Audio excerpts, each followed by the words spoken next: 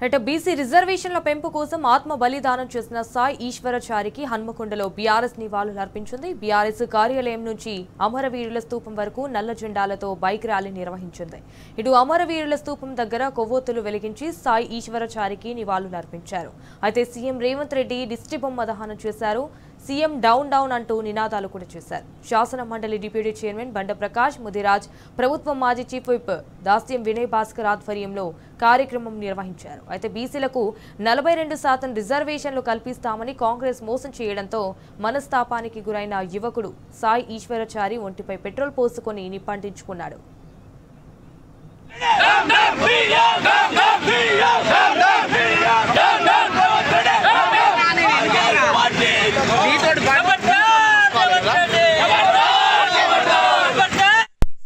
కాంగ్రెస్ ప్రభుత్వం ఆనాడు తెలంగాణ ఉద్యమంలో 1200 విద్యార్థులు తెలంగాణ విద్యార్థులను పలిగొన్నది ఈ కాంగ్రెస్. మళ్ళీ అదే దుశ్చర్య మొదలుపెట్టినట్టు బీసీలందరికీ కామారెడ్డి డిక్లరేషన్తో 42% రిజర్వేషన్ స్థానిక సంస్థల ఇస్తానని చెప్పి అవిటిని మొండి చేయి అదే పాత పద్ధతిగా అప్పటికంటే కాస్త ఇంకా తగ్గించి రిజర్వేషన్ని ఎలక్షన్ పోవడం వల్ల యావత్తు తెలంగాణలో ఉన్న బీసీ ప్రజలందరూ మనస్తాపానికి చెంది ఇవాళ ఈశ్వరాచారి గారు నిన్న ఆత్మాహుతి చేసుకోవడం బీసీలందరినీ హృదయాలను కదిలించింది.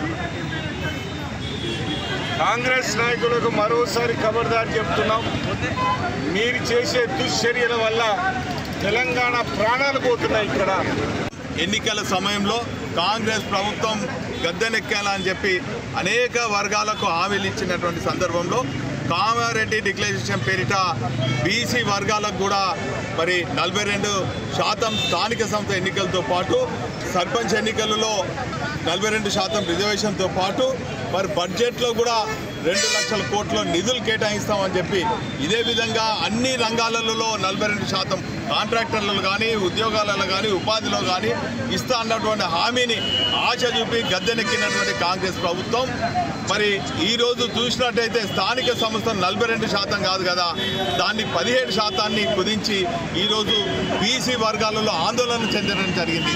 అందులో భాగంగానే ఆ రోజు మరి కాంగ్రెస్ ప్రభుత్వం మరి తెలంగాణ ఇస్తుందని ఆశ చూపి మరి ఈయని సమయంలో శ్రీకాంతాచారి లాంటి వాళ్ళు మరి బంగారు భవిష్యత్తు గల యువకులు ఏదైతే బలిదానం అయినరో మరి అదే తీరుగా ఈ కాంగ్రెస్ హామీల కారణంగా ఆశతోని ఉండి మా బీసీ వర్గాలకు లాభం అవుతుందని చెప్పి ఎంతో నమ్మకంతో ఓట్లు వేసిన తర్వాత ఈరోజు స్థానిక సంస్థలలో 17% మరి కుదించినటువంటి సందర్భంలో అనేక మంది ఆందోళన చెందుతున్నటువంటి సందర్భంలో మరి ఈ ఈశ్వరాచారి గారు మరి ఈరోజు బలిదానం మరి కేవలం ఇది ముమ్మాటికి కాంగ్రెస్ హత్యగా బీసీ వర్గాలు భావిస్తున్నాయి. నాటకం ఏదైతే ఉందో 17% రిజర్వేషన్లతో ఉంటారో వాటి వెంటనే వెనక్కి తీసుకోవాలి. మరి తప్పనిసరిగా ఇటువంటి యువకుల యొక్క మరణమైన మీరు చదువుకోవాలని చెప్పి ఈ సందర్భంగానే తెలియజేస్తున్నారు. తప్పనిసరిగా బీసీ సమాజం అంతా మేల్కొనే ఉంది. ఇటువంటి మా పిల్లల త్యాగాల పట్ల తీవ్రంగానే స్పందిస్తుంది. ఖచ్చితంగా మా పోరాటాన్ని కొనసాగిస్తాం. ఎవరెవరైతే మాకు అన్యాయం చేయడానికి అంతరంగా వెంబడిపడి ఖచ్చితంగా 42% రిజర్వేషన్లు సాధించే వరకు మా పోరాటం కొనసాగుతుందని చెప్పి ఈ సందర్భంగానే